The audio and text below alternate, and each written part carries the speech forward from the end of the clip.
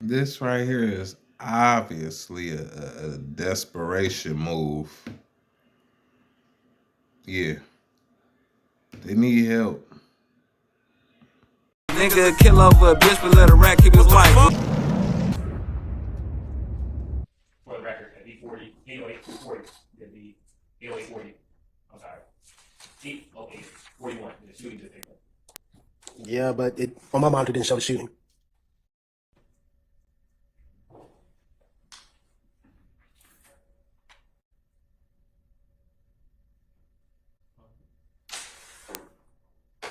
At 80840, the shooting take place. Yes.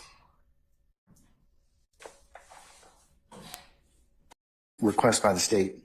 The court has basically 3 areas of inquiry, and I'll let you all, respond to them 5 minutes each. Of course, the concern is the traditional guarantees of trustworthiness. Well, first there's notice, and assuming that there's notice in this particular case, arguably there's some notice in this particular case of what was sought to be introduced. However, the court's kind of concerned. The court has the first concern about exactly what was said, what statements were said, line and verse. Second thing is traditional guarantees of trustworthiness. The court's concern is this is purportedly the decedent's father, who the court would have some concerns about inherent bias to why his son, about his son and the person that took his son's life. Then next would be the confrontation clause, and since arguably the defendant or defendants wouldn't have had an opportunity to cross-examine the decedent, the confrontation clause does apply in this particular circumstances when you're trying to get in residual hearsay under 807. And then the fourth issue that the court wants to discuss is it's cumulative of things that we've already been testified to. The fact that there was beef between Donovan Thomas and or some parties in this case has already been testified to by at least 3 or 4 people already. So those are the 4 things I need you to address for me. Thank you, Your Honor. So first, I'll address the notice issue, Your Honor. We served notice for this particular testimony on May 23rd, 2024. Your Honor, we served notice based upon the line of inquiry that we are hearing regarding some of our witnesses regarding the relationship between Mr. Williams and Mr. Donovan Thomas Jr. at the time of his death. There have been a series of cross-examination questions, and I'll go specifically when Ms. Shawana Edmond was on the stand last week, I believe last Monday. There was a line of questioning from Mr. Steele regarding the fact that at the time of Donovan Thomas Jr.'s death, that Mr. Williams and Mr. Thomas Jr. were friends. And that has been a point made by Defendant Williams through his counsel on multiple occasions through multiple witnesses. And so what the state realized, especially after the inquiry with Ms. Edmond, that it was important for Mr. Donovan Thomas Sr., who had a different relationship with his son than what the mother had, to talk about the fact that at the time of Mr. Williams' death, they were not that friendly. What Mr. Thomas Sr. will testify to is that in the summer of 2014, all the way up probably through about September of 2014, there was a cordial, a good relationship between Mr. Williams, Jeffrey Williams, as well as Brian Birdman Williams. That over the course of the summer, there are some pictures that you have seen in which Mr. Donovan Thomas Jr. had went to both Miami and LA with Mr. Mr. Brian Williams, and it was a good relationship. However, in the fall of 2014, that relationship changed. And the reason or the catalyst for that change is that Mr. Donovan Thomas Jr. thought that Brian Birdman Williams was taking artists away from a record label called TIG, which is called Think It's a Game Records.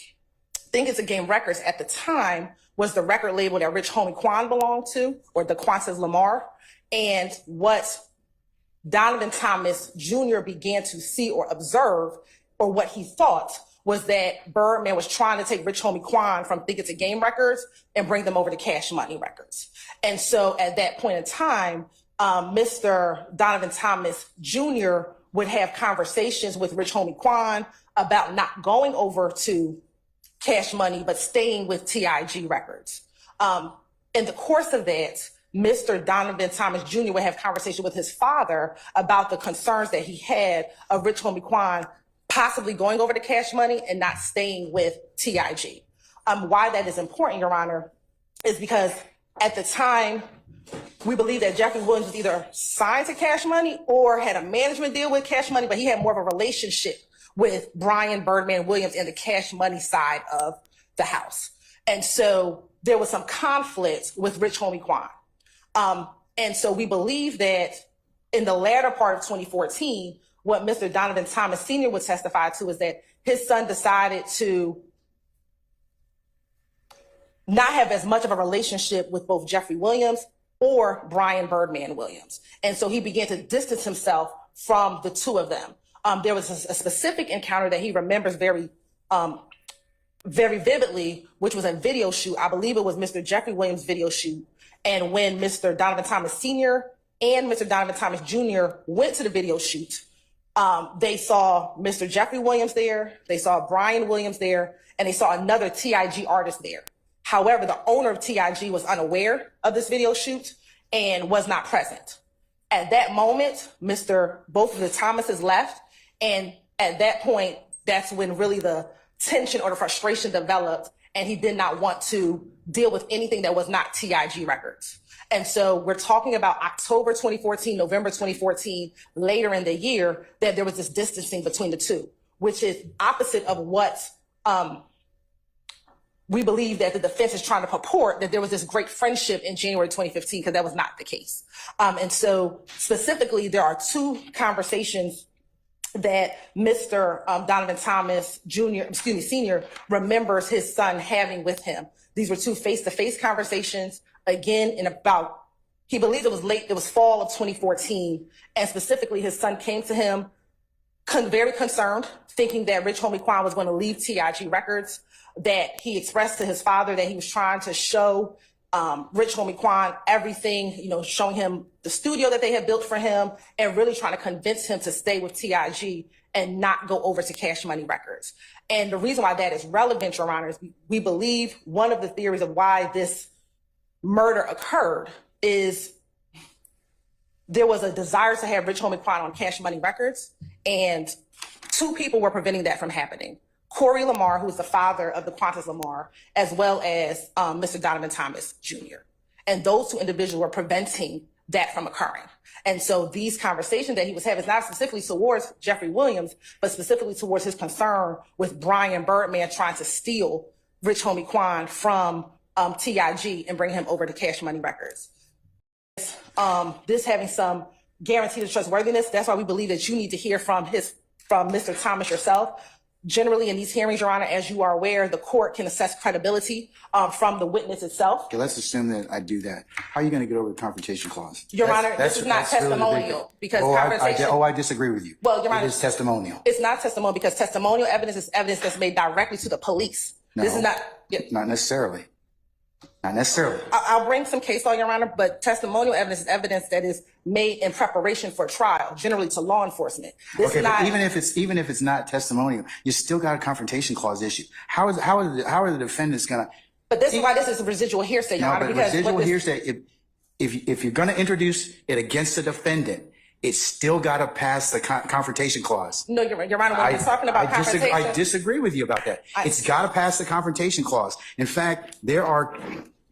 You all like to cite Carlson a fair bit, so let me go back to what Mr. Carlson says about the constitutional considerations. While much of the evidence offered under 807 will pass Sixth Amendment muster, cases state that if a hearsay statement is testimonial, confrontation clause prevents its admission at trial, even if it falls within the hearsay exception, unless the declarant statement is unavailable and the defendants had a prior opportunity to cross-examine the declarant. So the issue you're still going to have is, well, is just general confrontation of this particular witness. And then also, I'm concerned about just the nexus in terms of what you're trying to get into at this point. When you, I guess, two things. The nexus being that of what exactly Mr. Thomas is going to testify to. I mean, you laid out for me kind of a a relationship driven or I don't see the nexus. I'm having a hard time seeing that. Which nexus, Your Honor, so I can be clear? So I can The nexus in terms of what does Mr. Thomas's statements about his son, because finally you boiled it down to there's two conversations in the fall of 2014 that you want to get into. Have you reduced those to writing?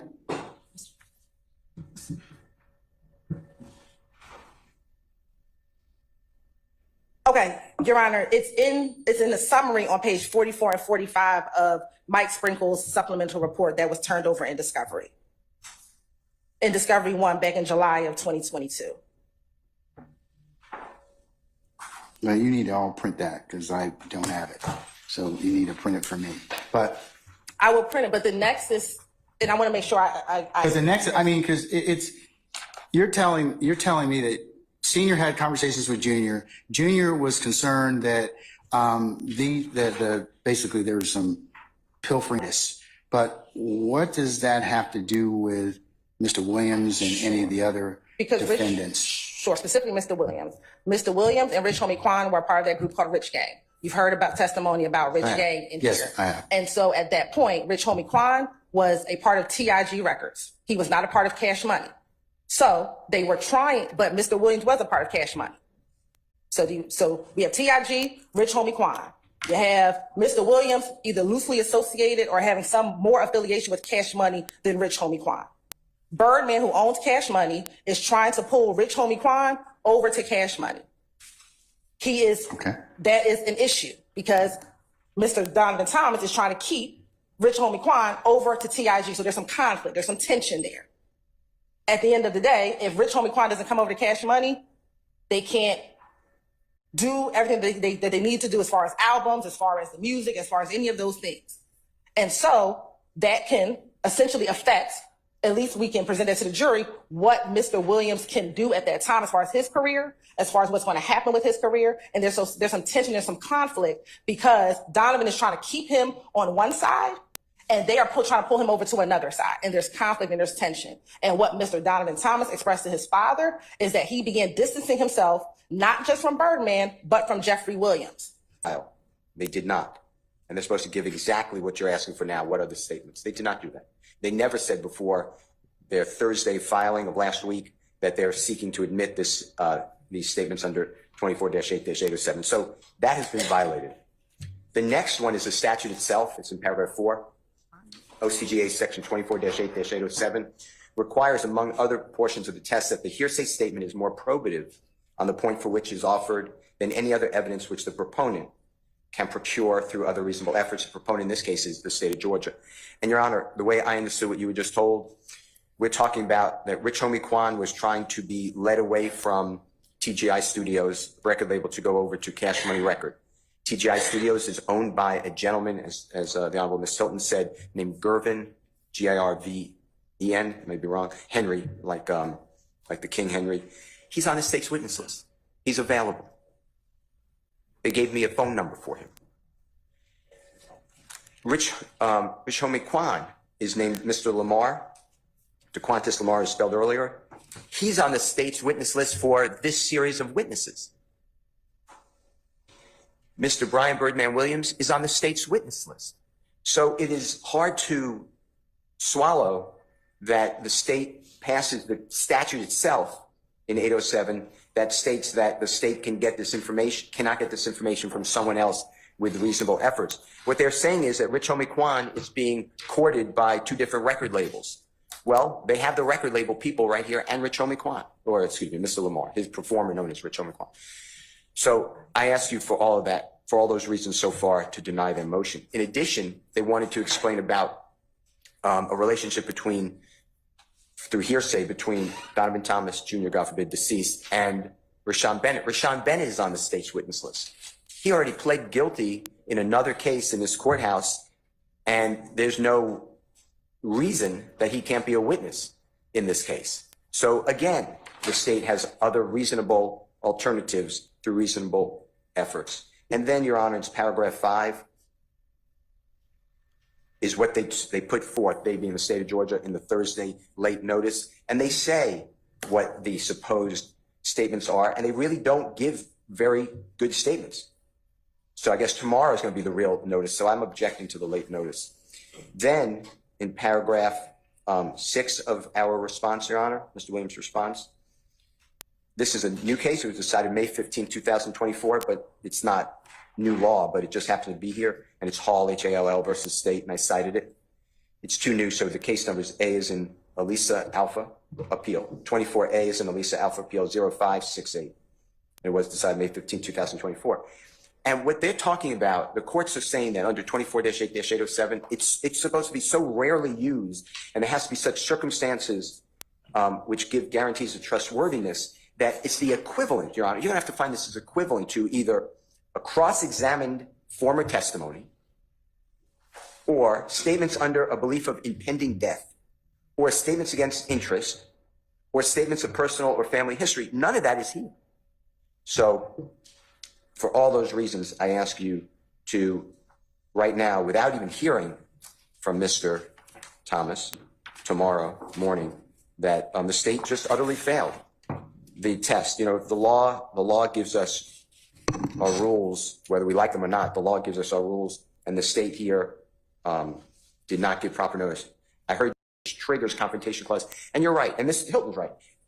I agree with Ms. Hilton that testimonial evidence is evidence that is going to be used for a prosecution, just like you did in the Pitts case. But in this case, the statements are found in Mr. Sprinkle's report, which is a prosecutor's report made for the purposes of prosecution. And also, we can't cross-examine the deceased. So I'm stuck with what the father who, you know, and I feel terrible for the man. I mean, everyone feels nothing but sympathy for that family. I mean, we saw the video. I mean, it's outrageous.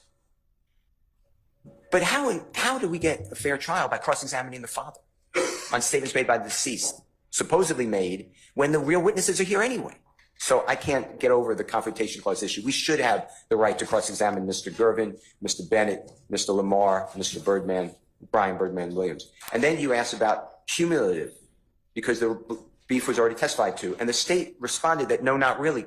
And I challenge that because I sit here attentive every day, and I go back and I review notes every single day. Detective Gaither said that this beef, that's what it's been called, goes back to October of 2014. Detective Dennis said this beef goes back to 2014. Over strenuous objections, this honorable court allowed, based upon your investigation, witness after witness say, we had a shooting here, we had a drive-by here, this is the victim and this is the person. In this case, people from YSL were the victim. Mr. Shannon Stillwell was the victim. The person next to him got killed. In this case, the victim was IF people, and the defendants are people who are associated with YSL. So, Your Honor, I will answer any of your questions, but I am objecting under the law, and if the state really wanted this to come in, they should have, just done what you tell us to do, what everyone tells us to do, just follow the rules. And they've all been broken, and we're getting notice during trial. And I don't think that that's something that the courts overlook. I mean, we will obviously go with whatever you say, but to me, there are real witnesses here who could testify. You know, if Donovan Thomas was concerned that Rich Homie Kwan is getting courted by Birdman Williams, Rich Homie Kwan is a better witness than Donovan Thomas's father. If Rich Homie Kwan is concerned that Jeffrey Williams is trying to get him over to Cash Money Records, Rich Homie Kwan is a better witness than the father of Donovan Thomas Jr. The contact information that I have. All right, and Mr. DeQuintus Lamar, who's Rich Homie Kwan's stage name, is he available? Is he on? He's already been subpoenaed. The state filed the subpoena. It came up on whatever we get. We get a copy of the. What about Rashawn Bennett? He's unfortunately the most available because he's in your custody. Not your custody. He's in the custody of the state of Georgia prison system. Okay. So a production order can get him here. All right, and Brian Birdman Williams? He's on the state's witness list. I've spoken with him as well. He's available. Okay, all right. He's out of state. Okay. And speaks of Birdman every day. So when you're looking at determining the trustworthiness, it is the trustworthiness of who the declarant is speaking to. And specifically, I want to cite to the case that Mr. Steele actually cited in his motion, which is the Hall v. State case, Your Honor. And specifically on pen site 15 of that particular opinion, there's two two cases that the court cites. One is Ash v. State, which said that statements had sufficient guarantee of trustworthiness where the witness and declarant had a close relationship and talked to each other daily. That is the distinction as to why Birdman, Rich Homie Quan, Lucci, and Gervin Fly Henry cannot come in here to speak to the jury about what Donovan Thomas Jr. said to his father. We don't really have what we're asking Mr. Thomas Sr. to recall statements that are 10 years old. He made these statements in 2014. It is 2024. Unlike Hall, where you've got text messages which you can see what the decedent or the declarant was actually saying, we don't have that benefit. And for that reason, that's why these specific, test reliance or trustworthiness. And the appellate court sets a pretty high bar when they tell the reviewing court, as Mr. Steele mentioned, and also in this particular decision, that I am supposed to look at